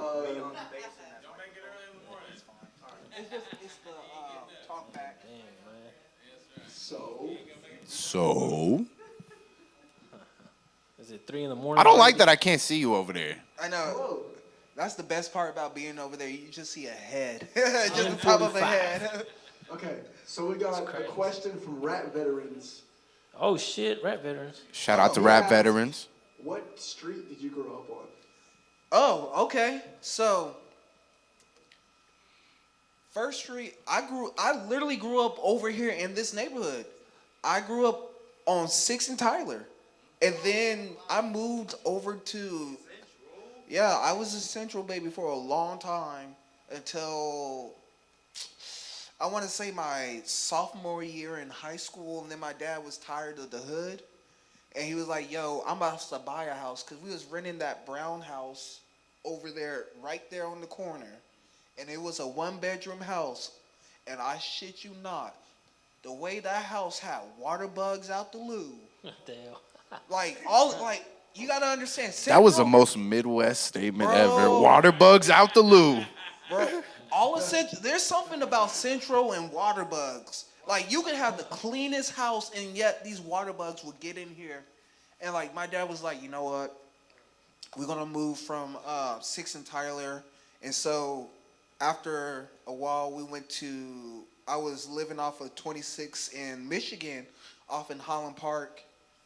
So, yeah, 6th and Tyler and 26 in Michigan has been, like, my life. First part of my life, 6 in Tyler, high school, after Michigan, 26 in Michigan. Okay. And then another question from rap veterans: what is, like, let me find this. What is, like, the dream mechanically for what you're trying to do with the Black Chamber or Six and Polk music and event space? The dream mechanically, like, as in, damn, I don't even know how to, I wish you could elaborate on that a little bit. So the dream, I'm gonna just wing it. So the dream that I want is to continue what I was doing over at Black Chamber, of providing a safe space, providing quality sound. Like, there's me and Chad talk about, we really want to set a standard. And, like, Black Chamber has been one of the standards of, like, this is how you should do stuff. This is how, like, musicians should be treated. So that's our goal. It's going to take some time and some money, but when we get that all together, it's going to be immaculate. Like, our goal is just, we want these musicians here. We want Topeka to be a better, like, we want musicians to come here, because we don't ever have no big musicians coming here. So, like, shouts out for Steve Alley for bringing in those musicians too, bro, because he's putting in work. Yeah. So we just want a more broader brand of musicians. Like, okay, we don't have to go to Kansas City. We don't have to go to Lawrence. We don't have to go to Wichita. Let's go to the capital. Yeah, the capital of Kansas. So that's our main goal, is to make this reviving the music scene here. And like I said before, Black Chamber was just the start of reviving the scene. This ain't gonna be no overnight thing. It's gonna take some time, some blood, some sweat, and some tears. And honestly, I think me and Chad are down. We ready for it. So I think I don't speak for all of us, but we're all ready for it. Yeah. Everyone has been helping out. Yeah, we need to put on for the 75. And Basement Melon said, "Yo, what up? I miss y'all. I seen y'all in the studio. I want to hear y'all's new music, and I can't wait to get y'all on this stage. I know y'all ready too." Heck yeah. All right, so now it's my questions. You guys already know, man. What food you gonna talk about today, bro? Yeah, man. What's your favorite study snack, man? What's the deal with that? Study snack? Montegos. Just a pack of cigarettes and just some weed. No. Favorite snack, dude, Rice Krispies. The long bar Rice Krispies. Rice Krispie the long way. The long way. Bro, Rice Krispies are my favorite snacks. I don't care. I can eat through, like, there has been times I brought like 10 or 12 of them and ate them in one setting, because I love Rice Krispies. Like, now we know what to get Preston for Christmas. I do not care. Okay, so just like a second ago, we hit the 2-hour mark and it cut out for a second. Can I start streaming it again? Of course it did. We're back in. We're back in. Wonderful question. Good job. Yeah, stream strength excellence. Feels like 5 hours, but whatever. And let's see. What's your biggest success at a show? Biggest success.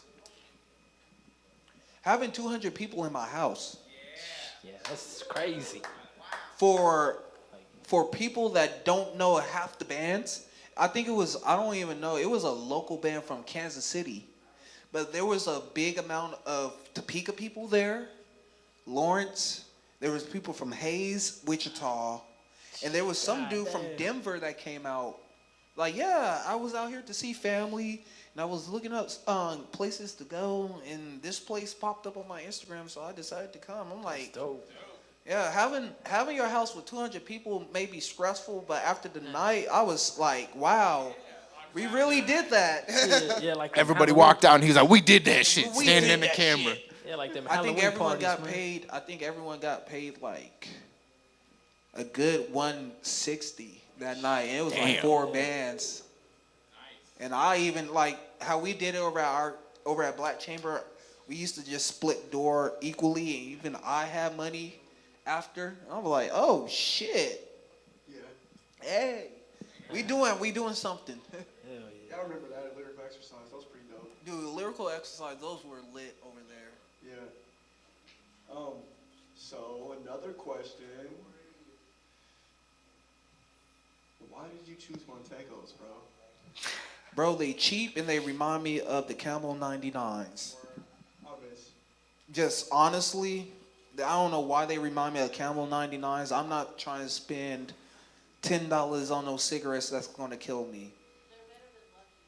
Yeah, bro, they better.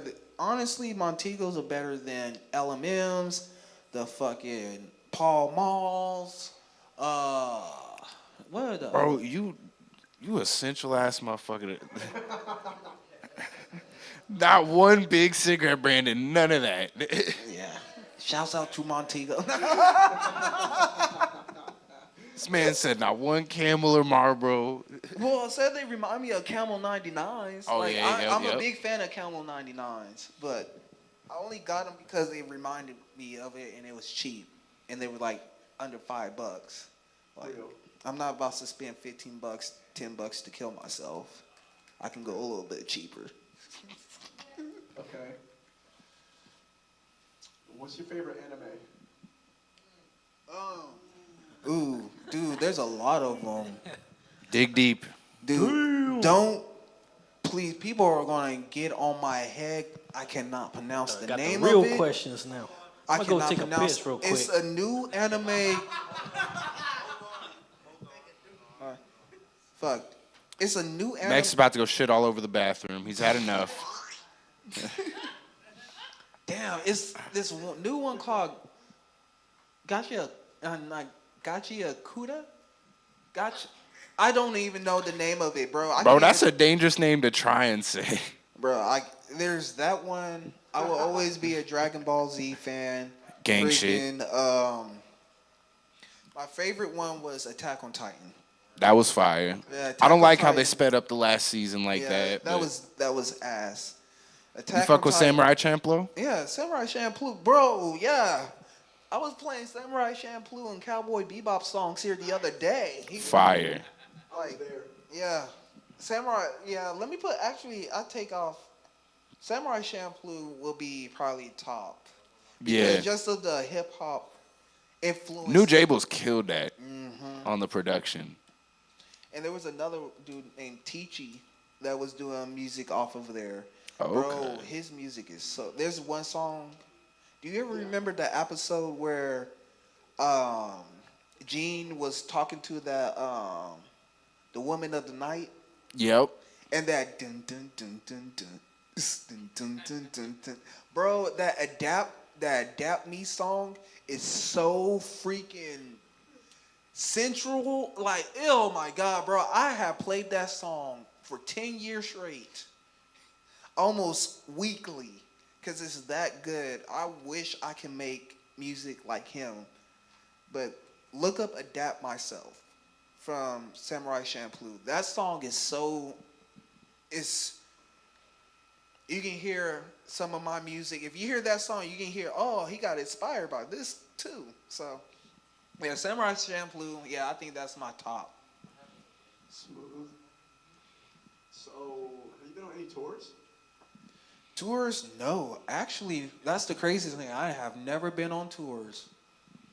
The furthest I have performed was probably Texas. Yeah, that's the furthest I have ever performed, and that was like pre-2019. So it's been a while. My goal is to, like, a lot of my friends that were in Topeka that I did music with, they moved. And I was like, I got to stay here to at least keep something going here. So, yeah, I'm going to do tours, but I just need to build out my fan base a little bit more outside of the Midwest. Real. How do you feel about Black and Miles? I used to be a smoker of Black and Miles until that one day. I smoked We all one have that one day. that I smoked, like, I hit 2 puffs and then I threw up a heart and a lung. And I'm like, I am done. And it was a plastic tip. I was like, yo, it was a plastic tip jazz. I'm like, I'm done. I thought jazz was supposed to be smooth. Shit. My ass. I know. That jazz black them out attack you. Jazz or wine. It was one of those two. Black and Miles. Okay. What inspired the name Black Chamber DIY? Because I'm black and it was my house, and I kind of didn't like, after the whole LCB White House thing, I'm like, I ain't trying to have anything correlated to the White House. I'm like, I'm black, and it's like, and plus y'all seen it upstairs, so everything was black, like the curtains was black up there. So I was like, you know what, I'm gonna call it Black Chamber, because chamber is just a whole room, a room of whatever. I forgot the true definition, but I was like, this fits. But my main goal was I was gonna call it the Black Lodge from Twin Peaks, because during the time when I was making Black Chamber, we had them stimulus checks. So a lot of those 2 stimulus checks really funded, like, getting all the things I needed. I really, really, really wanted to do all red and have that Twin Peaks theme, but red curtains cost a lot. These were like $90 each. Pay that door fee, y'all. Yeah. So I was like, yeah, and the black curtains were like $40. So I'm like, oh, well, I guess I get black then. I'm not about to do all that. So I was like, you know what? It's not going to be Black Lodge. It's just going to be Black Chamber. Yep. Any more questions? Yeah.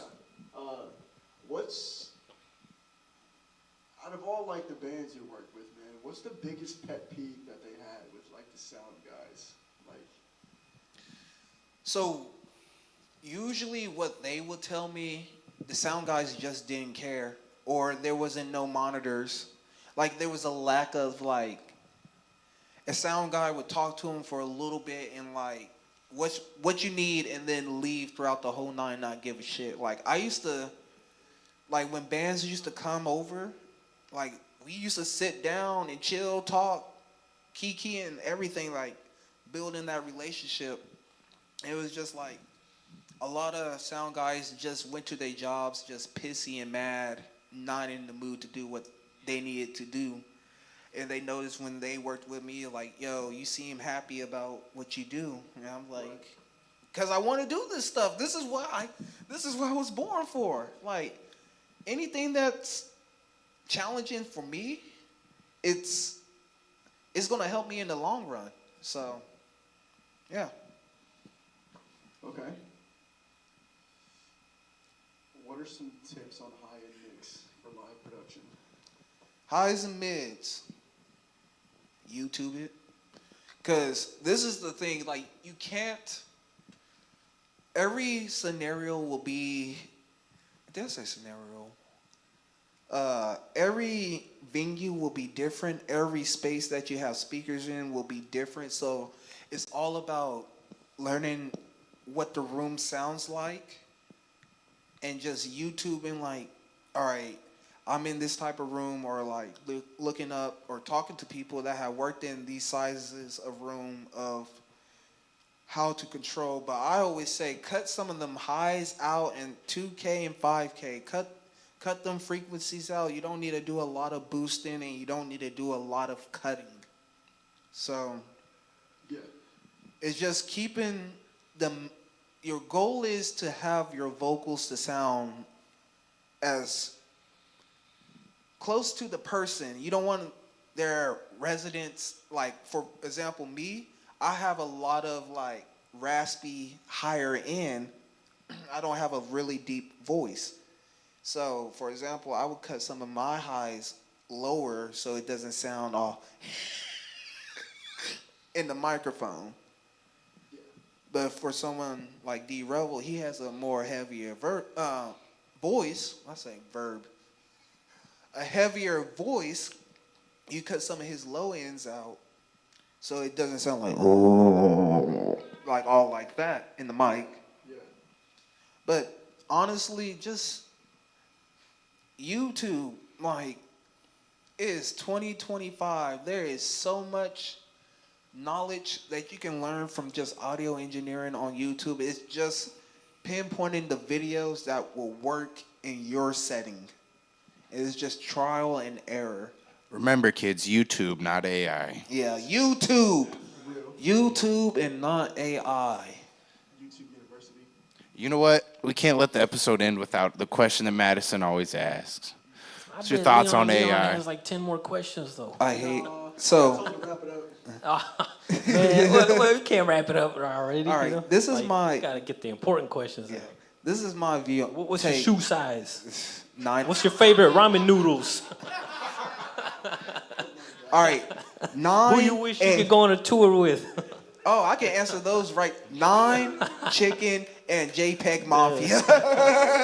Oh shit! I think there's Shout out some to people Peggy. walking outside. We can ask them. But no, questions let me. for Preston. I can answer this question about AI. As far as a tool, it can really be used helpful. Like tools, like I have used AI to help me like organize some things that were just way out of pocket. But as far as like creating, like saying like, oh, I put this prompt in, this is my song. No, you just put a prompt in and AI just took other people's shit. Like it's different than like, and I hear people bring up, well, what's the difference? Because y'all used to sample music. I'm like, well, it's harder to sample because you got to record the sample. You got to chop up the sample. You got to do the work. Yeah. Like, but AI, it's very touchy because it could be used for good, but you know you're going to always have them knuckleheads that just use it for like BS. And I hate it. I don't want to see any of my musicians. I don't want to see any of my artists or people that paint get their artwork and their style taken away because someone wants to put a prompt in like, can you AI me to look like something off of Lupin the Third and my cat look like something off of